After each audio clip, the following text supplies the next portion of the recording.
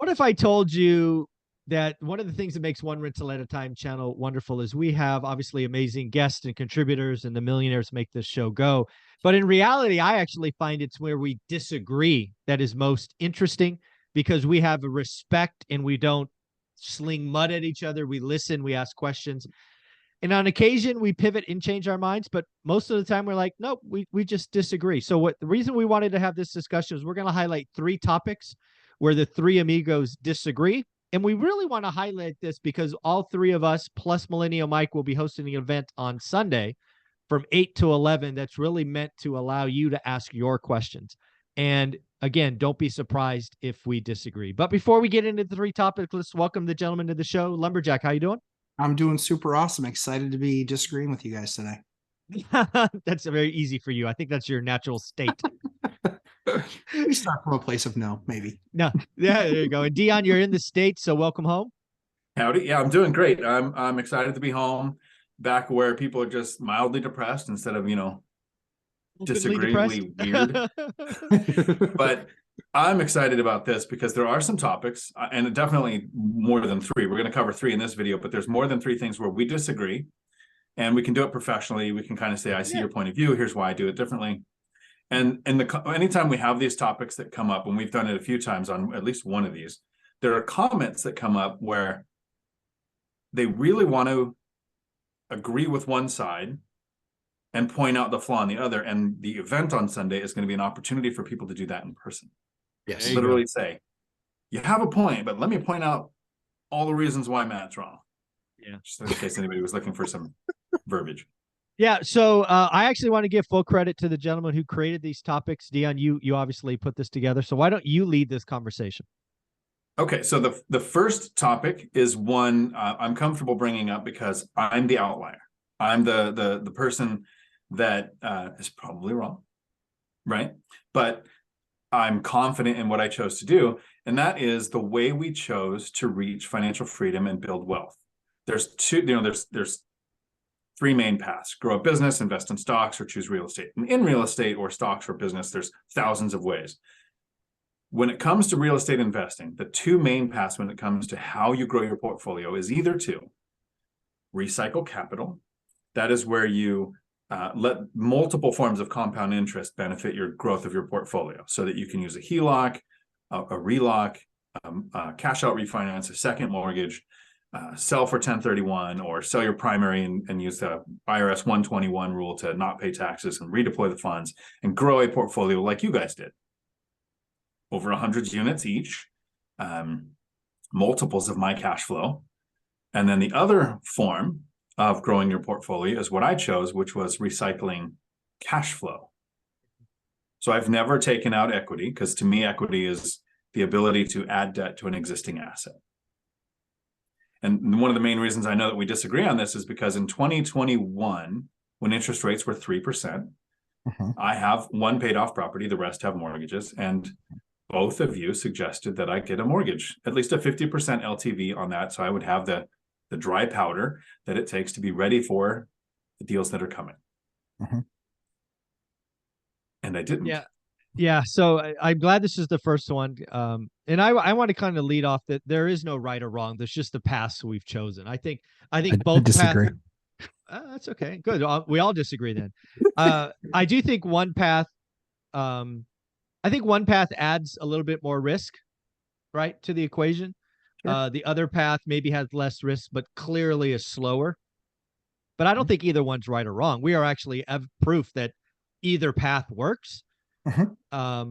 So I think that's really cool. But yeah, I think we did more than recommend. I think we razzed, we tried to embarrass, shame that, and again, right, the idea was, okay, I'm just going to use round numbers. You got a 400K asset, go get 200 of it, sit on it for a while at 3%. Oh, by the way, you could have that money earning interest in a bank today at 5%. So clearly it was the right answer, at least from a math perspective. But again, if your thing is equity and all of that, then it wasn't right for you. I still sit here today saying it was without question the right idea, but you probably sit there going, no, I like where I'm at. So it's cool. So it's really fun how my brain kind of noodles on this and like, why wouldn't you do that? It's just like dead equity there. But that's kind of where I'm at. But yeah, I definitely recycled capital, cash out refis, 1031 exchanges. I've definitely slowed down as we've kind of left the W-2, but that was definitely a part for me. So Matt, what do you think about this one? Yeah, I mean, I think at the end of the day, I think we do what's right for our personalities and what our goal was. Dion was I guess the right way to say it is finished raising kids. And so they were in their 20s, and so he's kind of like, hey, so we can kind of do this and like build my portfolio, and the only person that has to support is me, and his lavish traveling itineraries. But I think that that's the key. And so, when I was going into it, I was like waiting to start a family and building my businesses and building my career and doing those things and putting my wife through nursing school. And so when I finished all of that, it was like, okay, then we sped up our process, but I recognized that I was only entering into that phase where now I've got a 5-year-old, a 4-year-old, and a 2-year-old, and that's a lot. And they're expensive. They like to eat a third of anything I serve them. And so, when Dion says he became an amazing cook, it was because he had 4 people that ate different things. And so I become the human garbage compactor and eating whatever they left. But that's, for me, it was like looking at those things and recognizing, okay, time horizon wise, I'm at the beginning of my journey from a fatherhood perspective. And so I'm going to have to pay for all of these things, and I'm not going to have a job while they're growing up. So I knew I was going to have a bigger nut to kind of work from. And that was okay. But the only way that I could do that was recycling capital, creating relationships with banks, doing some of the things that we did that were different, because the end result was going to be a whole lot bigger. And even, and Dion and I see it, like he's seen almost no good deals in a year and a half. And it's like, so I had to add them when I can add them. And I went on a buying spree because I was getting debt at 3.75 and 4. And so I purposely, recycled capital, recycled cash. We went all into the strategy because I knew what the other side was going to look like. I knew that rates weren't going to stay at 3.75 or 4. We knew that they were going to 6 or 7 or 8. And then that banks were going to de-risk. So they weren't going to do 20% down payments anymore. They were going to be 30. And everything was going to get more expensive. And then there was going to be that much less coming on the market because people were buying at 2.75, 3, 3.5. So, in looking at all those situations, thankfully we guessed pretty right. But at the end of the day, it's just the difference of the strategy of what my requirement was to be able to reach financial freedom versus Dion's. Yeah. So one more thing on my end, and then we'll go to Dion and kind of, I just want to ask him one question, but really for me, it was, I was playing the game of Monopoly. And at least when I play the game of Monopoly, the first couple of properties I get aren't the ones I generally have near the end of the game. Right. So it was an intention. In fact, one of the things I'm looking at now, 22 years in, is potentially 1031ing out of 50-year-old homes into brand new homes. Why? Because, yes, the yield may be a lot less, but the management headache or whatever may be different. So for me, the game of Monopoly is played by moving, trading, all of that. At least that's how I play Monopoly. I don't buy the first 8 properties and never do anything because I don't think that's how you win. But Dion, it's obviously been a couple of years. I think mathematically you would agree we were right. You could have done a 50% LTV and made that profitable. But I get the feeling you were happy as a clam not doing it. So how do you sit? So 2 things on that. And I look forward to the event so people can ask questions, because right now I wonder what the people watching are thinking on who's right or wrong. First, Matt nails it with what's your goal, the size of your outcome. Second, I raised 3 kids without ever making above $50,000 ever before one of them turned 18. They survived. The ones who wanted to went to college, right? They were healthy. They had healthcare. They had housing. They had transportation. They didn't go to Disneyland every year, but we did have, we lived on a lake.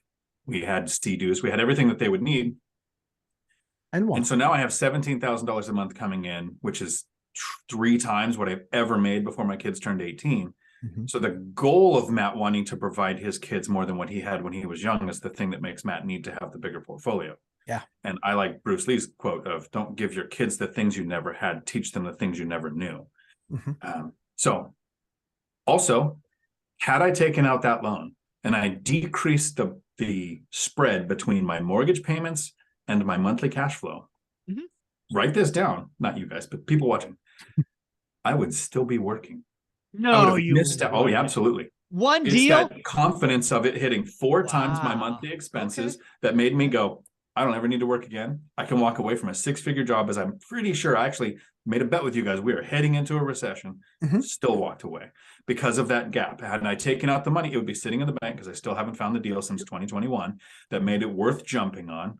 Nice. I haven't really needed to. And yeah, I'm getting about 4% on the money in the bank. So I'd be making more than the 3% loan would have cost me on the house, but I'd still be working. You win. Emotionally. You'd still be working. Emotionally, yeah, exactly. Emotionally. So, not financially, emotionally. I want to help the video move along here and change who we're attacking. So fair enough. There is a hidden cost to property management. Oh yeah. That most people who have property managers, it's not hidden. They use the Jedi mind trick on themselves and they go, it's just a percentage of monthly. It's only like 10 or 8%. It's not that much, but that's like 50% of your profit. They're making as much money as the owner does in most cases. So now we're going to turn the tables. Matt and I self-manage our properties, and Zuber writes a 6-figure monthly check. I do. To property management so that you don't have to deal with the issues that me and Matt happily do. I did the math the other day. I just want to be clear. It's not 6-figure property management check a month. It's over a year. I just did the math in my head. It's like, I'll do the math when I come up. I'll give you the number. I'll have the number ready when I talk. So it's the monthly thing that you pay for their fee. It's the fee that you pay for tenant turnovers, which is on top of that monthly fee. And then it's the upcharge when they dispatch a handyman or contractor to handle a deal where they're charging you a different amount than what you're actually paying. Like there's several ways they roll into a profitable business, and they earn it. They actually earn the money. I don't have a problem with property managers. Yep.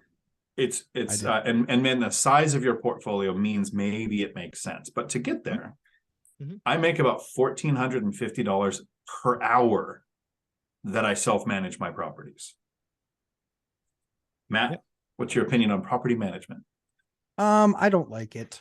I think for me, because it was something where if you do it remote, like Mike does, largely have to have a property manager, or at least somebody that you can tap on the shoulder with regularity. And that's tough to manage a portfolio of 187. Like you kind of have to be with a big shop that has a lot of expensive assets, cars, trucks, employees, licenses, et cetera, et cetera, et cetera. And so that's where it's one of those things where I love the time that we spend together, because while we disagree and we have different strategies, we all got to the same point, which is we do whatever we want. Yeah. And so I think that on the property management side of things, being close, checking in on my deals, understanding the construction trade, I know that I save myself tens of thousands of dollars a year, not even just on the maintenance side, but just when we're rehabbing a unit. When I'm walking a unit and I'm like, nope, that's wrong. Nope, I want that change. Nope, I'm seeing the flow of this now. We need to pull that. We need to take that away. That, when we had the year where Eliana was sick, that made my life really hard, because everything was via a Zoom call and I couldn't I'm a big feel guy when I get into my units, and I'm like, I want to curate this experience. And that's not what I'm getting based on what decisions are being made here. So I think that, so I totally see it from Millennial Mike too, 2,000 miles away. Yeah, I get it. It makes sense. That was kind of what birthed my course, was how can you do all that stuff, but still remotely and do it for far less money? Because the problem is most people don't know. And it's not that there's a fair share of property managers that are not 100% truthful. Oh, for sure. And when you're looking at the construction numbers, you're just like, how the hell did that cost that? That can't have cost that. And I can tell you it didn't. It didn't cost that. They were able to charge you that because you don't know what you're doing and because you don't understand what that actually should cost. And so I've fired people when they've given me, when they've just said, well, that was $3,000. I was like, okay, walk me through it. What are you making, $300 an hour now? Did you just file some legal brief I was unaware of? Like, it doesn't make any sense. And so there's not just the ability to do that work yourself, it's understanding how much everything costs. And that's where it really comes to kind of like optimization of the portfolio. But in Mike's case, yeah, I get it. When you're that big and on top of that, you're still doing a W-2 job, I get that. There's no way around it. You're making more money on your W-2. If you're making more money on your W-2 than you are paying for property management, and that's where your skill set is in your W-2 and not property management, then that's a sound investment. That's an investment that you have to make for growth. Yeah, so I did the math. It's over $11,000 a month goes to property management. And to your guys' point, I'm sure there are, it's probably 20 grand a month, maybe 18 grand a month when if I could do it myself and, save costs here or there. And because again, it's not their money, even though I've known these people for 10 plus years and I think they get it. I might be treated better than most, but not perfect, I am sure. It's hard to argue it's the right decision today for me and Olivia to have property management. So it's irrelevant. I actually want to go back to the beginning because we've had property management since we just had Norris Drive. That's a far more interesting discussion. Yeah. And you guys are absolutely right. Roughly speaking, Norris Drive that first year, let's say made $150 a month, maybe 125, something like that. But, I think property management back in the day, I think I was paying 10%. So they were making $110. So it was roughly, to Dion's excellent point, it was 50% of my profit. And it was 50% of our profit per unit for the first 8. So absolutely right. But kind of to Matt's point, I didn't have an option. Yeah. Right. The market I chose was 2.5 hours away by driving. It was a market where I knew no one. Unlike these two guys, I have no experience fixing things. Right. It's not where my experience lies. And if I didn't have property management from day one, I wouldn't be here today. I'd still be working. Kind of to Dion's point in video one, I'd still be working. I'd be having a commission sales job. I'd be first or second line. I'd be humping it on an airplane still. It would not be what I would want for myself. So it wasn't an option. And then finally on this, because of how I evaluate deals, one of the things between kind of Matt and I is he mathematically could have got done faster, right? We talk about recycling capital. And one of the reasons I had to be in the game 15 years versus 10 is because I fucking had to pay for that $12,000, that $15,000 in property management fee. I just had to do it longer. And again, it doesn't make it right or wrong, but it was right for us. We didn't have an option. Right. We didn't have an option. And that just means I had to buy better. I had to recycle capital because I had to get bigger. If I was getting $200 a door, I'm just making these up, and Dion gets $400 a door because he self-manages, he doesn't need as many doors. Right. And oh, by the way, I'm going to guess my lifestyle is a little higher than Dion. So, I mean, my numbers get bigger, and it's just, I had to get to a much, much bigger number. It took longer. It wasn't like, it just is what it is, but I wouldn't change it today. And then today, I know Dion spends almost no time on his portfolio. We're right there with him. It's embarrassing how little time we spend on it. And, the cash flow is, significantly higher, even after paying 12 or 18 or whatever it is a month. But it just takes, I didn't have a choice. Right or wrong is irrelevant. I just didn't have a choice. There are plenty of times where it makes sense to have a property manager. Your work schedule, the distance, the couple elements we left out were, do you have a backbone or too big of a heart? Either one of those would cover. Heart's the big one. Too big of a heart, right? Or if you have the binder strategy where you get your tenants to ask you to raise the rent, it's a lot easier to do that through text or email from yourself or in person than it is to find a property manager who's willing to let you educate them on how this works, which made it easier to find cash flowing deals on the MLS. But all three of us can disagree on that. All three of us hit the end result we were looking for. Again, what I'm looking forward to is in that event, the people who ask questions at these different points on things that I know it's just kind of driving somebody crazy that's watching this. So, but what about this thing? So the third one, where we spin the tables one more time, is, and I want to be as nice as I can. I don't want to be attacky as I attack Matt. I don't care. But the, bring it on. Absolute insanity. Yes.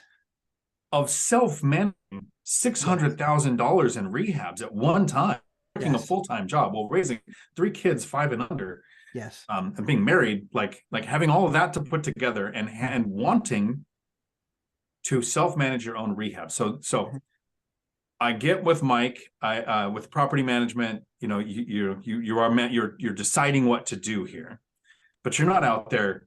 I've seen videos with Matt out there with a hammer, with Millennial Mike shaking in the cold because it was 30 degrees out. It's true. It happened. I've never done a rehab. That's to the point of I don't want to self-manage my own rehabs. It's I buy properties that are rent ready or already occupied because I don't want to do that. And Mike has teams of people. Yeah. Mhm. Yep. So Mike, how come what motivates you to have teams of people to do this instead of be as hands-on as Matt is? It really boils down to time and what I choose to do in my life, right? I certainly can learn. I certainly have done handy things. It's just I don't find that enjoyable, and I would rather do other things, and I'd rather pay people to do what they're remarkably good at. You know, kind of measure twice, cut once, kind of thing. And I don't mind. I don't mind people making a profit on me, right? I probably employ, I don't know, there's probably 10 to 12 people in Fresno that make the majority of their yearly income with our portfolio because they've earned that trust and respect, and they do favors when I need them, and I'm happy to pay it. I have no problem with people making a profit and taking on things I don't want. I've always said I do 2 things well, and I just focus on that, and that is finding deals and securing capital. And I make plenty of margin doing those 2 things that I don't need to squeeze margin elsewhere. Could I squeeze margin by being my own GC? Of course I could. Would it be fun for me? No. Do I need the extra $5,000? No. So it's a quality of life decision. And with me, before we let Matt talk about all the actual real benefits to the way you do it, I totally understand. I'm with Mike on, I've got a couple, usually around 3, but I have 2 handymen primarily that I hire for things I could absolutely go do myself. Yeah. One was switch out a ceiling light and paint the ceiling. But it would have taken maybe an hour, even getting materials. I'd rather give $500 and ended up being like 230 to my handyman for that super easy job that takes a little bit, so that at 10 o'clock at night, when I have something go on that I need somebody to go to a property and I'm in Portugal, not only does my handyman accept the call, but thanks me for the work on something that sucks, like going into a crawl space in the middle of the night for something. So I'm happy to have somebody else, like Mike said, pay them for their expertise. Matt, why do you do it all yourself? So money, it's a lot of money. It's a lot, you know, on the GC. So as an example, if I gave up GCing on these deals, it'd be $90,000. I would be paying. Well, that's a big number, but let's talk about I mean, that's what, 15%. 8 projects. It's 15. So it's 3 projects, 3 Oh, okay. projects. It's 3 projects. 15%. Okay. So it's 90. So it's 90 grand I save there. And at the end of the day, I'm going to do a better job than that GC. I just am. They're going to want to bring all their subs to the game. I have all my own subs. So I can get I get the favors because I'm just like, you know, I call my buddy Josh, who owns the drywall company. And I sent him a picture. And I was like, seriously? And he's like, oh, sorry, I'll send it back. Thank you. And it's that kind of but it's hard to start out that way. However, in case of emergency, this winter when we got minus 47 wind chill, yeah, we had 5 units where pipes broke. The issue is I could have picked up the phone. No one was answering. No one was answering. There were people that were without water for 5 days. None of my tenants were without water for more than 6 hours. And that's because I could jump out there. I don't expect my guys to do anything I wouldn't do. I worked 38 hours over the course of a 3-day weekend. And I didn't mind doing it because I wanted to make sure everybody had water up and going, could use toilets, the whole 9 yards. That, you know, I can't affect electric, But it's little things like that that help us curate a great experience compared to our competition. Number one. Number two is there's now a lot of state laws and federal laws that say it's got to be this temperature. You got to have running water in this amount of period of time, or you got to put them in hotels. Like that weekend cost me, I think, $5,000 out of pocket. I know people that had the same amount of breaks where it cost them $23,000 because they had to have other people. So it's all those hidden costs. And then generally speaking, I just like, I like most of my tenants. So let me push back, because I think one of Yeah. the things that's different between the three of us on this topic is Mhm. I'm going to guess Okay. when you finally give up your W-2, Mhm. you're probably going to enter or create, or whatever you want to call it, a property management company where, at least in the beginning, you'll be the largest provider of units. But Yes. it's just because that is fun for you. I mean, Oh, yeah. Yep. Yep. You enjoy it. So Right? I think we would probably have somebody run the property management company that I will start.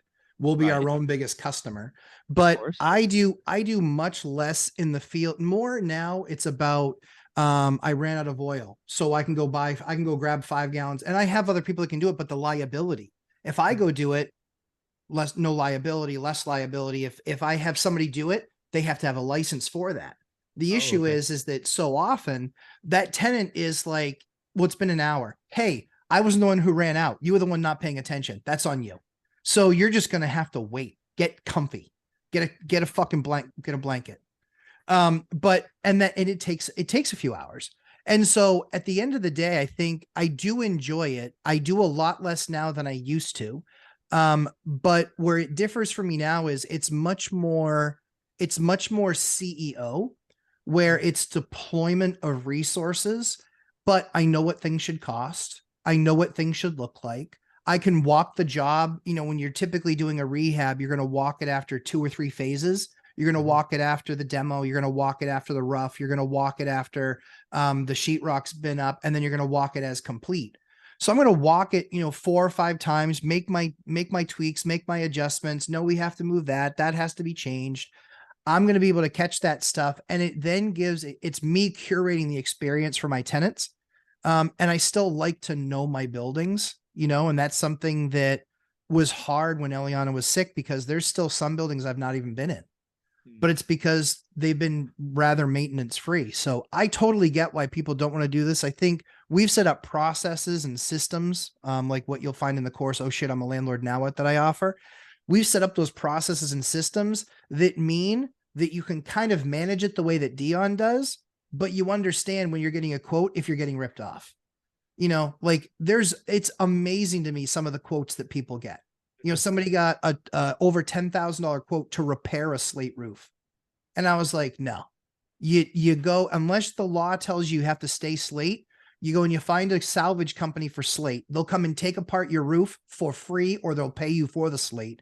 And then you have a brand new roof put on, and then you don't have the slate roof problem anymore. And you're going to do it for probably the same amount of money or less, and it's guaranteed for 30 years. So those are the types of things where, yeah, there's the advantage that I have there is that I know that I'm paying below market for the repairs and the work that I need done. And that's just another way to find, it's just another way to find margin. That's all. Yeah. Just another way to find margin. I think, Mike, you make a great point with, what do you like doing? What do you enjoy doing? Sure. And I think you guys, on some level, enjoy recycling capital. You enjoy the victory with the lender getting the great loan on the money that you can then redeploy on a great deal that you found on a BRRRR project, or on whatever you're doing with it. And I don't know that I've ever said this in a video before, but I'm lazy. Never. I don't said like that doing any before. of that. Yeah. I don't want to put together the thumb drive of information that the lender needs to get the next loan done. You're So the least number of transactions that I could do to give me this was what I enjoyed. Absolutely. Yeah. Again, it's really funny. For me, everything turns into a story. I really do think I'm playing the game of Monopoly in real life, right? Yes. With the different colors, the different properties. And again, that's why I found what I'm good at: finding deals and securing capital. That's what I do. Lumberjack, does that as well, but he's also a tinkerer and a builder, and he likes getting his hands dirty. I have no interest in that. And then Dion, you kind of got your properties and you're like, I'm good. There's nothing wrong with that. So, and of course the binder strategy is just the best thing since sliced bread. If no people don't know what that is, how can they get the free? You're still doing it for free, right? You still give it away? Free binder course. Yeah. So DionTalk.com has the free binder course on how you get your tenants to ask you to raise the rent, works with Section 8, works at a distance, works with property management. It is, I would say it's the second most important thing as far as me being able to reach financial freedom. The first was house hacking. Like that strategy has impacted, I think, me and Matt more than almost anything else we've done. Yeah, by far. Okay, Yeah. I mean, 9 buildings in 13 years. Yeah. When the limit was 4, you couldn't get another one. The only way you could do it is if you own or opt. So yeah, that by far house hacking. Yeah. Well, guys, thank you for this. Thank you for being a part of Sunday. We're going to obviously add Millennial Mike, which will add another kind of twist to all of this. Him doing out of state house hacking as well. So it's going to be a lot of fun, folks. I will put a link below if you want to join us. You're going to get 3 hours. We could dive into your portfolio. We can talk about, whether you want to self-manage or not. We can talk about out of state. We can talk about recycling capital. And of course, we don't always agree, which hopefully will allow you to say this was one that feels right to me. Matt, how can people find you? Lumberjack Landlord on YouTube and Instagram. Normally 11:30 a.m. Eastern time, we do our wonderful live stream, but we will be in another event and tired from that event. And then I still have boot camp in the afternoon, but I'm excited. I'm excited for us to hang out for a few hours and answer people's questions. There you go. And Dion, how can they find you? Right here on YouTube, Dion Talk Financial Freedom. Thanks, guys.